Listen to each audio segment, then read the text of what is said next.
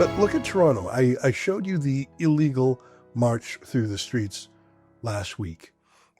This was filmed by Karima Sad, a citizen journalist who covers protests. Remember the smoke bomb?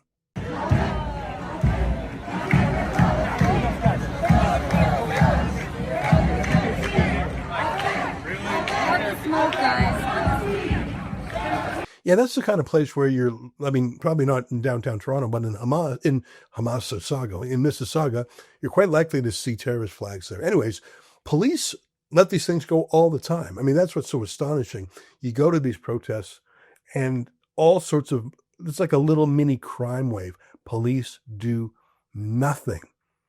But what happened is the video of that smoke bomb went viral, and that caught police attention. So they reluctantly later charged the smoke bomb guy. He was immediately released back on the streets, of course. I doubt he'll even be prosecuted, but he was arrested because of the video and news stories that came from it.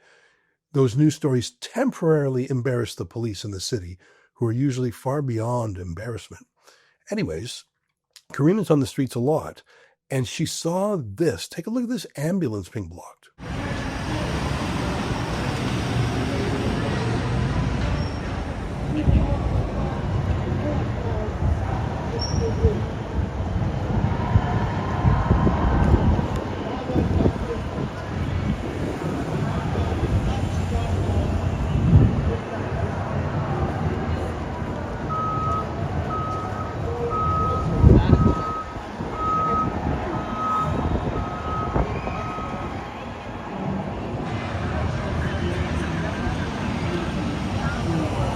An ambulance blocked on the streets by the illegal Hamas protesters. Illegal in that they don't have a permit. They're blocking the streets. Even the trucker convoy kept a lane open for emergency vehicles. Remember that? Yeah, no arrests or ride horses or seized or frozen bank accounts for the Hamas type. That's just for loyal Canadians. Anyways, imagine an ambulance that can't get through because of an illegal protest in support of an illegal terrorist group, and they're illegally blocking the streets. And police just stand there as usual. The Toronto Sun, though, did a big story about it. Our friend Joe Warmington wanted to show you what it actually looked like on the page. Protests above all. Ambulance carrying kid gives way to pro-Hamas crowd. Just such a gross event.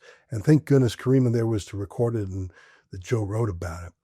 It was truly shocking, so the police felt finally compelled to put a statement about it. Let me be clear. They didn't put a statement about the ambulance. They put a statement out because of the news coverage. You've got to understand it. It was the news coverage that they didn't like. So an individual was taken. I want to read to you. I want you to compare what the police said happened to what actually happened. Here's the police statement. An individual was taken to the hospital by ambulance. Paramedics took an alternate route to avoid demonstrators. The individual's life was not at risk and the delay was minimal. If urgent access is ever needed, officers will clear a path. Public safety is always our top priority. Guys, you've got to stop lying. I mean, maybe you can get away with it, but in the age of video cameras, I don't know if you're going to get away with it as much as you used to. It wasn't a little detour. It wasn't a minimal detour. The ambulance was waiting for nearly 4 full minutes. Here, I'm going to show you how long 4 minutes is. I'm going to be playing the clip of the ambulance in the background. And imagine you're in the back of that ambulance with a little boy. And normally seconds matter. That's why they have lights and sirens. That's why they go through red lights and everyone moves over. And you've got these Hamas protesters and they don't give a damn. In fact, they'd probably be thrilled if they killed that kid through their protest. I think this video was actually filmed by someone else who was there at the same time as Karima. You'll note the police never actually inquire with the ambulance, never actually ask the Hamas side to move. They're lying when they say it was minimal. A kid could have died. This sort of thing happens every week, sometimes every day. This is what Canada has become. No rule of law, two-tiered policing, two-tiered prosecutions, two-tiered justice. I can't believe that some of the Coots protesters are still behind bars in Canada, but this, no problem. Of course, it goes right to the top. I mean, Mark Carney's only been prime minister for a few weeks, and Anita Anand has only been foreign minister for a few days. But Hamas has already issued a public statement. I think it's their second or a third now, praising Canada's Liberals for being so sympathetic to them. How would you feel if you had rapists and murderers praising you. Well, you feel pretty good if you counted on the votes of people who support rape and murder, which is what Hamas does. Listen to Anita Anand give a little statement last week about Israel. I at first thought she just obviously knows nothing about the file, hasn't been briefed yet, and just blurted out the first thing that came to mind. I no longer think that. I think she is actually full Hamas. Take a listen and you tell me. Israel's blocking food and aid to Gaza. What do you think of that decision? And is the Canadian government doing anything to stop that? We cannot allow the continued use of food as a political tool. The Prime Minister has been very clear about that.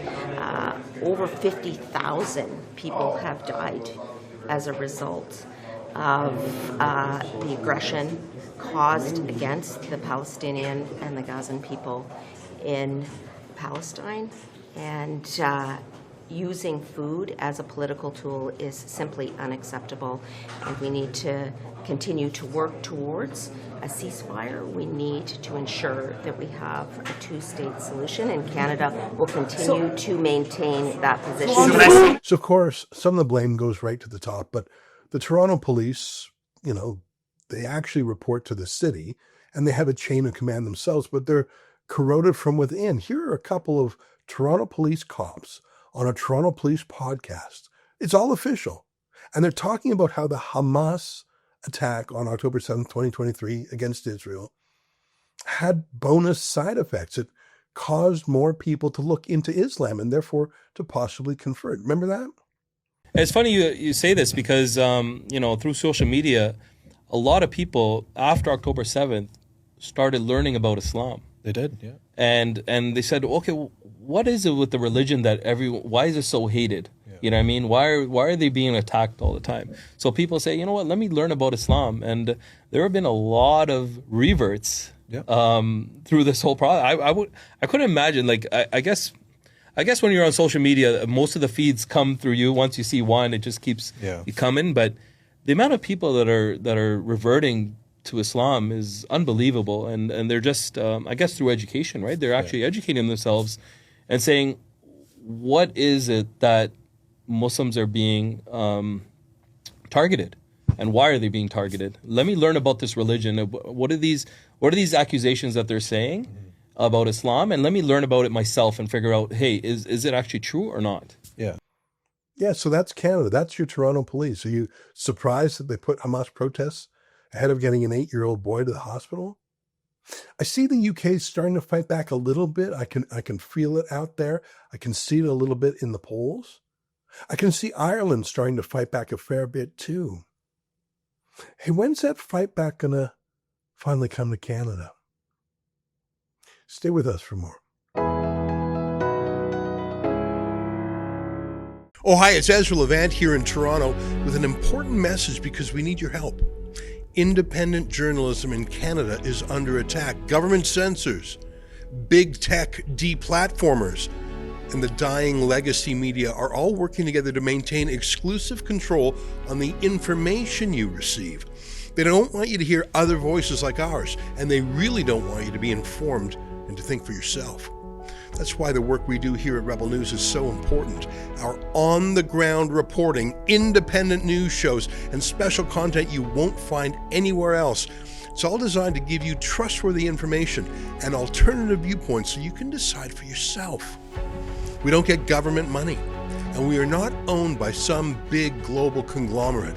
We're funded by people just like you, so please support independent journalism and help us continue our work by subscribing and becoming a Rebel News Plus member today, right here on the page. Go to rebelnewsplus.com.